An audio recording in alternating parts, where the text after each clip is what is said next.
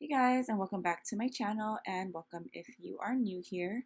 So before I get into it with this week's Plan With Me video, I first wanted to show you guys the passion roadmap that is in the middle of your passion planner. If you do own a passion planner, you know that there's one at the beginning of your planner and then there's one after the month of June. So basically what your passion roadmap is, it's your goals, and it's broken down into 3 months, 1 year, 3 years, and lifetime. And on the right side, it is your game changer goal, which is something that's going to make the most positive impact in your life right now. And for my husband and I, that would be getting rid of our debt. We are concentrating on the consumer debt. I also have student loans as well, but we would do want to get rid of all of our consumer debt, and that is all laid out, numbered 1 through 8, debt snowball method. And hopefully, we get it done by June of next year. And then as we flip through, this is for my month of July. I did go pretty simple, just pen and highlighter. Speaking of highlighter, I forgot to highlight my goals, which I probably will do later on. But yeah, so July is pretty simple, just highlighter method. A couple of things that I want to focus on for this month.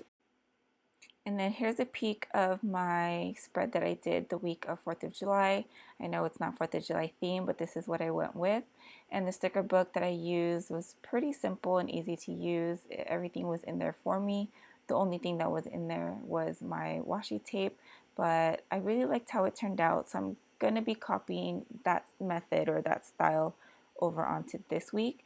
And I'm using a similar sticker book, just not by the same company. It is by Craftsmith, which is a brand that they carry at Michael's, and they collaborated with Wonton In, which is the sticker book that I'm using right now, as well as Sweet Kawaii Design. If you're not familiar with them, I'll leave their information down below.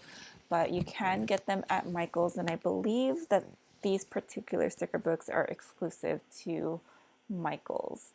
But yeah, anyways, for this week, I'm super excited. We're going to be visiting my mom in San Jose this Friday.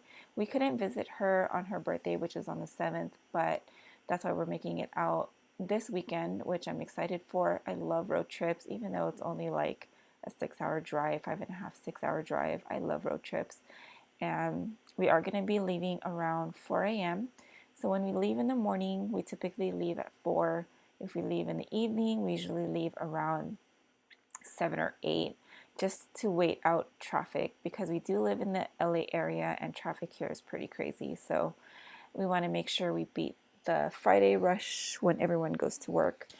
And what else is going on? We're going to be celebrating kind of like a late birthday for my mom. We're just going to be hanging out at home, order in and stuff. So, and on Saturday, my uncle and my mom does want to take my kids shopping. That's what they told me. That's what they want to do. I'm like, okay.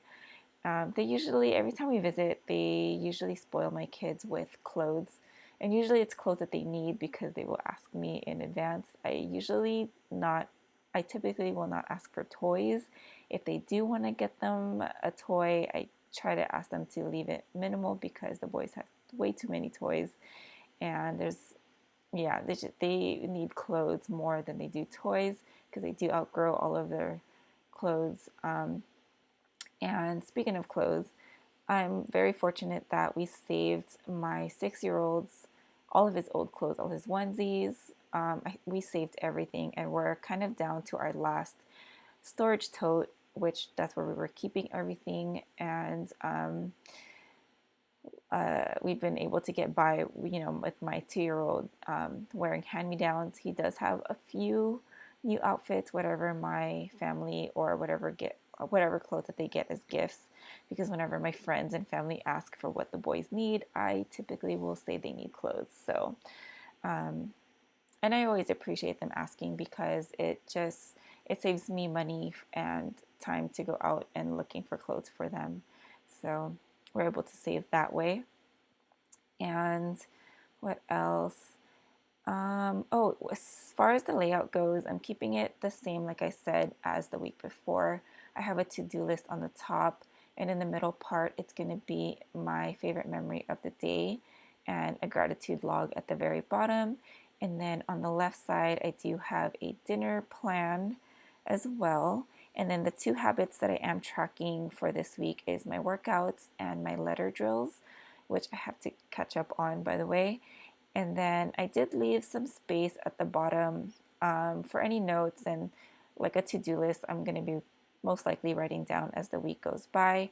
I did write down a couple of the things that I want to do throughout the week, like for sure on Thursday, I need to make sure we're all packed and ready to go so that all we have to do is put everything in the car. And then what else? I do have to make sure we set our budgets because my husband does get paid on Friday and I usually will do my budget on Thursday. So that way we're all set up and everything, our money knows where to go pretty much. And what else for this week?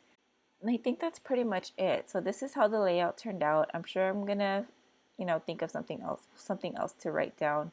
But yeah, thank you guys so much for watching, and I will talk to you in the next video. Have a great day. Bye.